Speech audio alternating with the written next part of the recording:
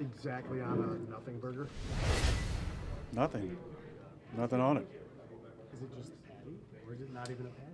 It's probably not even that. It's probably like some weird knockoff fake meat, you know? Yeah, that people say it's good for you, but it really has a bunch of and it's not good for you. As you head to Miami this week, I know you focused on having 3 or 4 at home down the stretch. How tough do you expect this one to be with how they play down there, the elements, the holidays, potential distractions? Yeah, I mean, we'll see what the weather's like. Obviously, it'll be a big difference for us, especially what's coming, our way with potential blizzard, and obviously with 3 to 6 inches tonight, I think. So, be a little different weather for us, but they've been warming up the weight room, so we'll be ready. As you look at the Dolphins as a franchise, what do you think of the most important moves they made? I don't know, coaching, front office, players, to seriously look like a potential playoff team this year? Probably hiring Todd Nielsen. Guys that know Todd know how important he is to a squad. Todd was here in 2005, and him and I became fast friends. So I'm sure he's up to his usual antics down there and getting those guys motivated the right way. No, but seriously, I don't know Mike at all, but I like his demeanor, and obviously he's from a tree that has had a lot of success in the league, and he's got Tua playing well. Obviously, got a lot of speed on offense, and they've drafted well on defense, and they got a lot of impact players as well. They've acquired Chubb, obviously through a trade, and then a lot of guys they drafted. That tree has spread rapidly, and I don't know too many who have struggled with that coaching tree I'm talking about. Bill Belichick's getting on. Peyton's gone. Is this kind of the new generation? You think coming aboard? Yeah, but it goes in cycles. You're seeing a lot of just how it's always been. Seattle, obviously, when they were rolling on defense, most of their defensive coaches got opportunities to be head coaches or coordinators at different places. And, I think the staff that was in Washington that one year, when Mike was still the head coach, has, 4 or 5 at least, maybe 6 head coaches. That kind of rivals that old picture that I've seen of the Niners staff that had, all those great coaches and future head coaches on it. It's like that great picture of all the Packers assistants under Holmgren where they're all wearing those Sansabelt slacks standing on the steps. Yeah, that's another one. Have you seen any challenges that have come from the I know all these guys have different versions of this offense, but have you seen any challenges where more teams run it, so you see defenses who have more ideas on how to stop it? Has it influenced your preparation because it's proliferated this much? I think it's influenced everybody's preparation because that's what happens when these guys get jobs. Then you're not just making them head coaches, but you're coordinators now on defensive head coaches. Have opportunity to spend all offseason figuring out how to make things go against this offense because you see it every single day. And it's again the same thing that Seattle saw. When those guys became head coaches and the coordinators got to see it every single day in practice, you found 4 or 5, 6, a dozen concepts that you really, really liked, and then when those coordinators become head coaches or change jobs, or the quarterback coaches, they take their knowledge with them. So that's just the normal part of it. I think the offenses that can stick around, regardless of what the scheme is, you have to adjust and adapt and evolve. And this scheme will go away if it doesn't, and will continue to be strong if it does. Matt mentioned that Keyshawn has been campaigning to play slot receiver as well. Do you think that is an actual possibility that could work? I know it's late in the season, but is that a realistic thing? What did Kevin Garnett say? Anything's possible. Anything's possible.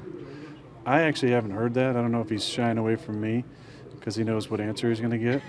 But we love Keyshawn. And there was another guy that played defense, played slot for us at a really high level for a long time that every now and then campaigned for some offensive plays. He actually did play some offense for his previous team and could really do anything. We're going to let Keyshawn, figure things out a little bit more on defense and teams, and then we'll see. You never know. So you're saying Matt doesn't want to approach you because your answer would be yes? No, I'm saying Keyshawn doesn't want to okay, approach me because my answer would probably be no. Oh, okay. Let's just stick to defense and return it right now. What do you like about his personality, demeanor, the way he approaches it?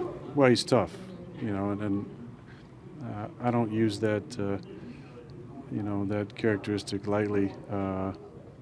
There's just not the same amount of mentally, physically tough guys, I think, in the league.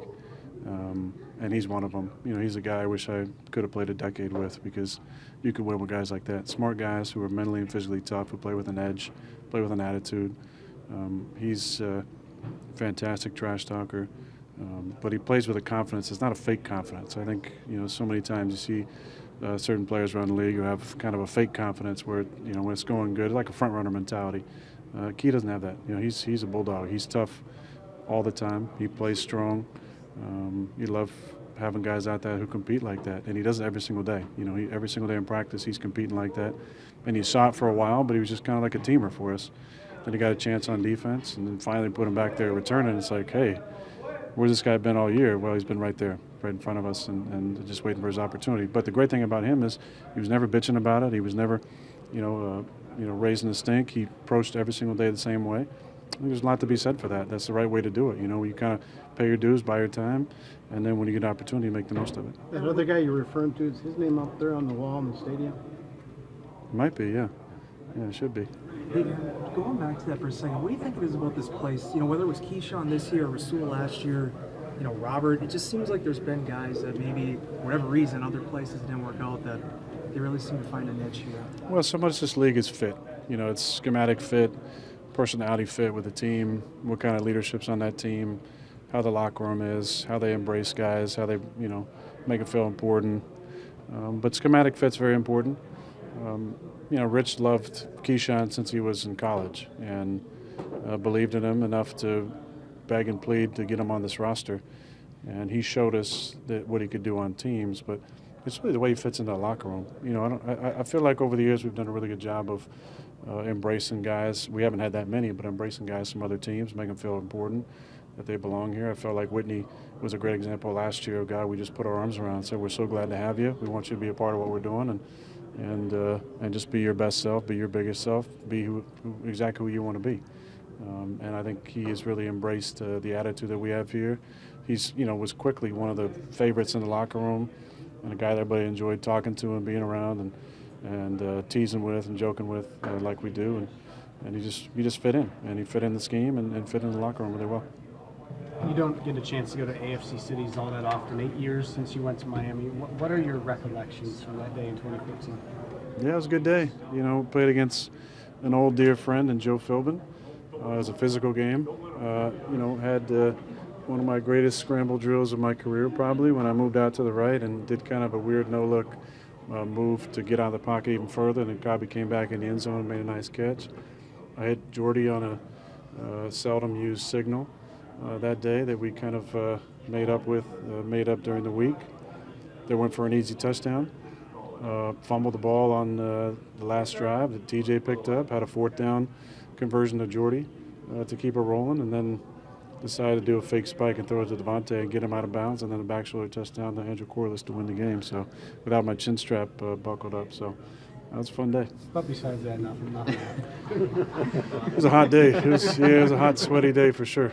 But that was a big win for us. Aaron, do you remember any games where, you know, a team was fighting for a playoff berth and they came in and they did something completely different than they normally would do? I mean, would that be totally out of character for a team that's still trying to get it into a playoff thing? Are teams generally going to just do what they do well? Yeah, that's a good question. I think it depends on the personality of the coaching staff. If there's the trust to alter things in order to get the job done, I think you got to do it. I mean, you got to do whatever it takes to win. I think a lot of times there might be a stubbornness that comes in that we're just going to do what we've always done, and this is the way we're going to do it, and we're not going to change. And then when you're looking at your record, sometimes you're thinking, well, does that make all the sense in the world if you just keep on doing the same thing over and over and expecting different results? So, just off the top of my head, I can't think of a specific, but I can tell you there's been multiple games where over the years we've usually been on the other side. We're, fighting for playoff seeding, and teams have come in and done some really different things than we expected. But when you're on the other side, you got to do whatever it takes to win. And sometimes that's stressing your guys to do things they haven't done a whole lot during the season. So do you have an ongoing debate going with some folks in the organization of whether or not momentum and emotion plays a factor in a football game? Momentum for sure. There's one specific guy who I love who's thankfully in our room this year. And every time I mention momentum, he tries to tell me that he never said that momentum wasn't real. But I like to remember it that way. And Connor Lewis, did I mention his name? Oops. He's one of my favorite guys in the organization and done a great job for us over the years, working mostly on analytics for a long time. And, those analytics computer guys, they believe in what they call scientific concrete data. But there's a feel out there. When the energy's moving, you can feel the momentum turn. And I think he's come around a little bit because every time I say that he doesn't believe momentum, he tells me that's not what he actually said. Aaron, Pat asked you yesterday about the young guys and how they could factor into your decision. I'm curious about the other side of it. David and Kabi and Big Dog. There's some uncertainty there. Would it make you more likely to be back, and will their futures factor into your desire to be here and desire to keep playing? Well, I think first and foremost it's going to be my own physical and mental health and how I'm feeling about committing to another year or two, 3 down the road, that grind. But those relationships are really important to me, and it's more than just those guys. I think there's 3 or 4 other guys on offense who have kind of unsettled futures.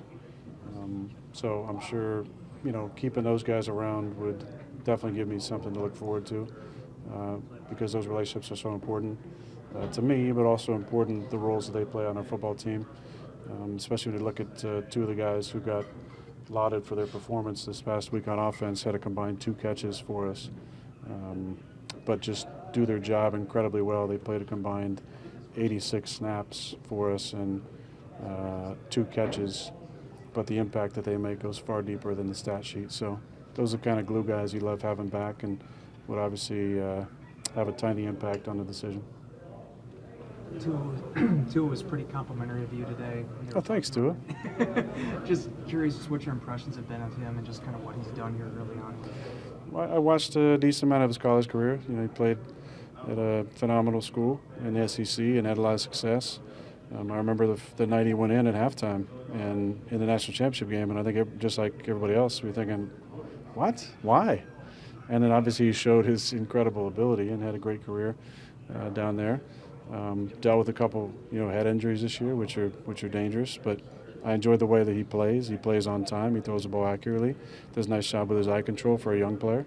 He's got obviously good pocket movement and can extend plays. They've had a couple pretty incredible fourth quarter comebacks this year, where he's been super efficient. He has some great weapons, but been impressed with the way he plays. I like the way he handles himself too. I think he handles himself with a lot of respect and class, and I think there's a lot to be said for that for a young player. We've talked a lot about Romeo and Christian all year, but Zach started at left tackle. Devontae had a half sack. Obviously, Quay was a factor in the game. It's not often that you guys have a lot of rookies that are playing key roles down the stretch. What do you kind of? Is it? I don't know if quite to that extent, but well, maybe not showing up like that. But there's been a lot of years where I feel like young guys have played some roles for us. You might not say key roles, but. We're promoting guys from the practice squad, but that's a different concept. Okay, yeah. When you have this way, how about draft picks? Draft picks, okay, yeah. How does that make you feel as you're going into these last 3 games that you need to win? Well, like I was starting to say, we've always relied on young guys. I think late in the year when there's injuries and stuff, you're going to have more of those guys with opportunities. That's what we've, obviously wanted to see from them throughout the season. But it's a learning process. There's a rookie wall that guys have to deal with. It's a long rookie season. It was fun to see those guys show up the other night. I've talked at length about Zach Tom, how impressed I am with his approach. Multiple games where he found out 90 minutes before the game, hey, you're in, buddy. And just his approach to that is fantastic, and I give him a lot of credit. Good having Rome's back, catching the ball with his hands, and got to keep giving him encouragement to use his speed and stiff arm and athletic ability after the catch. And obviously Christian's had a really nice stretch of football. Really proud of him.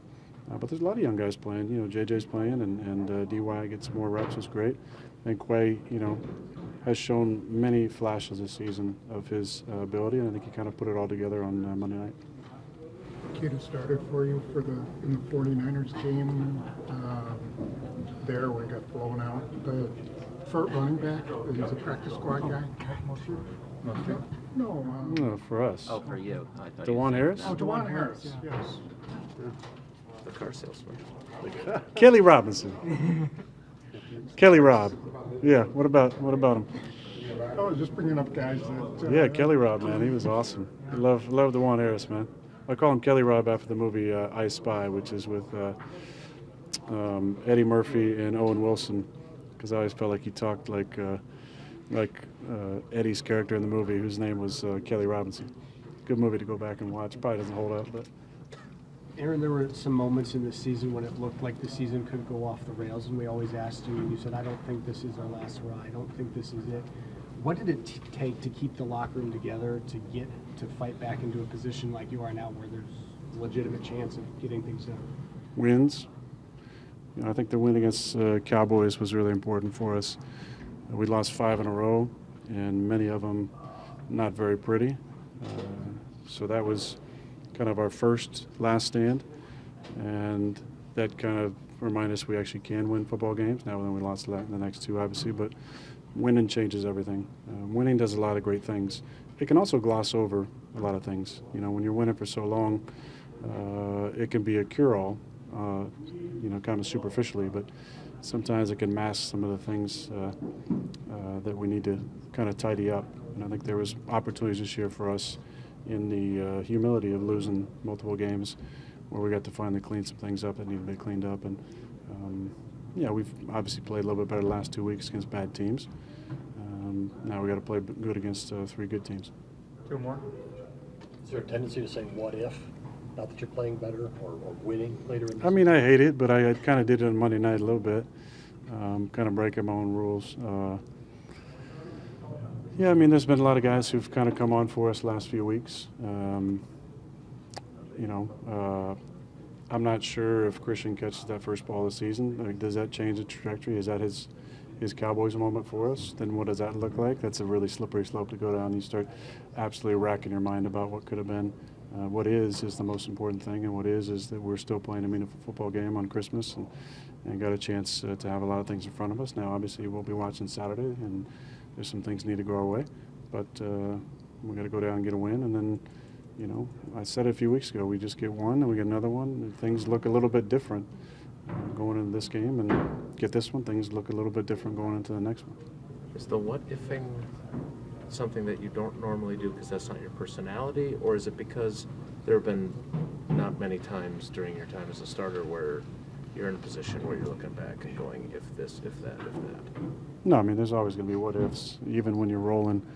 The worst what-if of all time was 2014, the last game. So I think that one scars you from ever doing it with anything else, because you just think, you start going down that path with that game, puts you in a tailspin for a few weeks.